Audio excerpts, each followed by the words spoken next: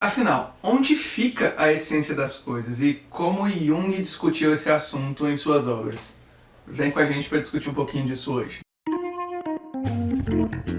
Não é novidade que o Jung gostava muito de estudar questões de epistemologia, porque, de certa forma, isso é um ponto central na psicologia, ou seja, como a gente pode conhecer as coisas. A questão dos tipos psicológicos, da equação pessoal, é toda uma pesquisa do Jung sobre isso. Mas ele também traz outros conceitos que podem ajudar muito a gente a discutir esse tema. E isso é um assunto muito caro à psicologia, porque é a ciência que estuda basicamente como que a gente percebe e apercebe as coisas. Por que alguém interpreta um ocorrido ou um objeto de uma forma diferente? É como a básica discussão que o Jung fez entre o Freud e o Adler, entre a extroversão e a introversão, onde o Freud criou uma teoria da neurose de uma forma basicamente extrovertida e o outro, o Adler, criou uma forma de teoria para a neurose basicamente introvertida. Mas ainda existem outras formas da gente interpretar a relação do sujeito com os objetos. E é aí que entra a questão das essências. E o Jung faz essa discussão iniciando com o mundo antigo e com o conceito de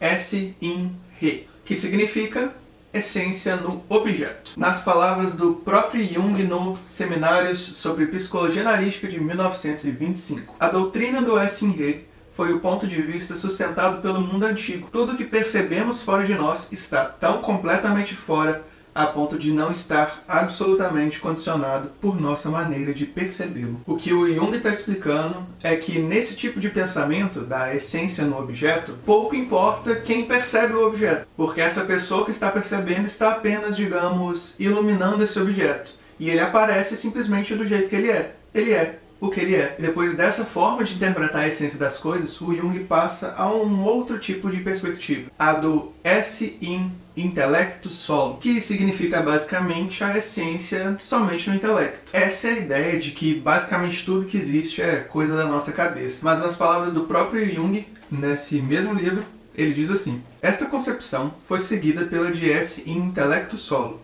ou seja, o que nós vemos é uma imagem existente na cabeça, e nada mais do que isso. A questão se existem coisas para além é deixada em aberto. Isto leva a um solipsismo e torna o mundo uma gigantesca alucinação. Um solipsismo é uma corrente filosófica que pensa que além da gente só existem as nossas próprias experiências e que a gente não pode e não consegue provar que existe nada para além disso. E o que o Jung fala no final desse trecho é muito interessante, porque nada impede que, se você acredita nisso, interprete tudo como uma alucinação.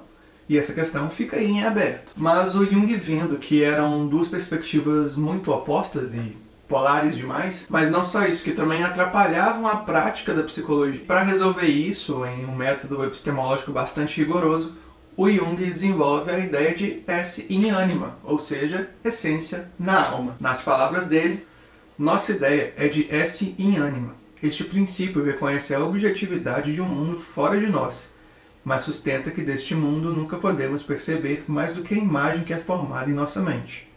Nunca vemos um objeto como tal, mas vemos uma imagem que projetamos sobre o objeto. E aqui é importante a gente lembrar que o Jung não era filósofo, então ele não estava interessado em discutir se objetos existem ou não, se Deus existe ou não, ou qualquer outra coisa. Para ele interessava a realidade da psique, a realidade psíquica ou realidade da alma. Esse é o sentido de falar de uma essência na alma. Se uma pessoa chega ao consultório com uma realidade diferente da minha, não é a postura de corrigir essa realidade, mas sim compreender essa realidade para aquela pessoa. O esse in anima é o que o Jung chama de ponto de vista psicológico. O que ele diz é que a gente somente vive diretamente no mundo das imagens. A gente não consegue aprender o objeto por si só, que era um pouco da discussão que o Kant fazia há séculos atrás, e que o Jung vai retomar de uma perspectiva da psicologia agora, não da filosofia. E uma frase do Jung que eu acho muito explicativa para a gente entender toda essa discussão é quando ele diz lá nos tipos psicológicos que vemos o que melhor podemos ver a partir de nós mesmos. Então, pessoal, um vídeo não muito longo para falar dessa questão das essências e de como isso está associado à epistemologia e à psicologia. Mas se ficou alguma dúvida ou algum outro tema que você acha interessante a gente trazer para complementar ou que você tem interesse,